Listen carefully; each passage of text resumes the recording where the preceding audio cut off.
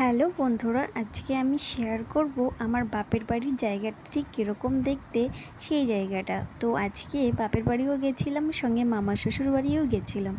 এত সুন্দর জল, কি সুন্দর কি বলবো। তোমরা যদি যেতে কখনো তাহলে বুঝতে পারতে। আর যারা যারা জানো গজলডোবা তিস্তা ব্যারেজটা দেখতে কতটা সুন্দর তারা তো জানোই। তো চলো আজকে তোমাদের সাথে আমি শেয়ার করব আমার বাপের বাড়ির ওখানের ব্যারেজটা কত বড়। তো দেখো আমরা সবাই রেডি হয়ে গেছি। এখানে আমার শাশুড়ি মা আছে, বড় ননদ আছে, বড় ননদের ছেলে মেয়ে আর আমার ছেলে আর আমরা এই কজন রেডি হয়ে চলে গেলাম বড় মামা শ্বশুরের বাড়ির উদ্দেশ্যে। তো আজকে ওখানে আগে দেখা করব, যেহেতু আমি একদিনে দুটো ব্লগ একসঙ্গে আপলোড করছি। তো ছোট ছোট হয়ে গেছিলো বলে দুটো একসঙ্গে অ্যাড করে দিয়েছি।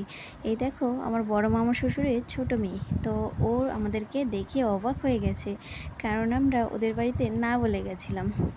তো দেখতে পাচ্ছ এটা হচ্ছে ওদের বাড়ি। তো বাড়ির সামনেটা দেখতে খুবই সুন্দর, পার্কের মতো অনেকটা।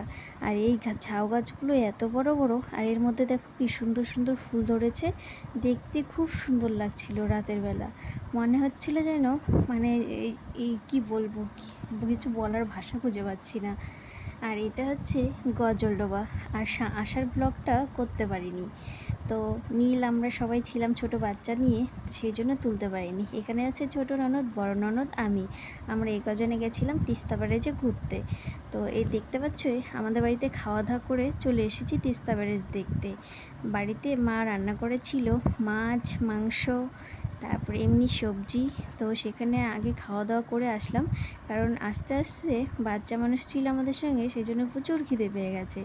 দেখো এখানে জলের স্রোত দেখলে যেন মাথাগুলোই, আর আমি না দেখতেই পাচ্ছিলাম না জলের ঢেউগুলো। আমি শুধু তোমাদের দিকে ক্যামেরাটা ধরে কথা বলছিলাম, কারণ আমার জল দেখলেই প্রচুর ভয় লাগে। ছোটোবেলা একবার কি বলবো, স্নান করতে গিয়ে সরস্বতী পুজোর দিন জলে ডুবে গেছিলাম। সেই জন্য আমি আর জলে স্নান করতে ভয় পাই, কানে টানে জল ঢুকে যায় যদি, সেই জন্য জল দেখলেও ভয় লাগে। তো বন্ধুরা, এই গজলডোবা তিস্তা ব্যারেজে কে কে ঘুরতে এসেছিলে অবশ্যই কমেন্টে জানাবে। আর যারা যারা এখনও আসোনি তারা অবশ্যই একবার এসে ঘুরে যাবে। তো দেখতে পাচ্ছ কত সুন্দর তিস্তা নদীটা, অনেকটা চওড়া। আর তার পাশেই রয়েছে ভোরের আলো নামে এক ট্যুরিস্ট।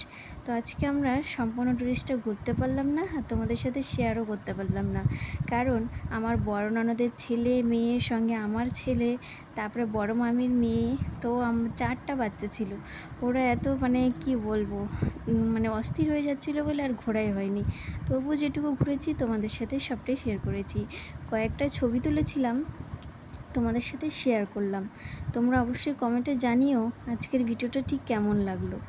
আর এই কদিন থেকে ব্লগ করতে পারছিলাম না, কারণ বাচ্চা কাচ্চা নিয়ে একটু সমস্যা। কি বলবো, সবাই মিলে বেশ আনন্দ করছিলাম, সেই মুহূর্ত তোমাদের সাথে তুলে ধরতে পারিনি।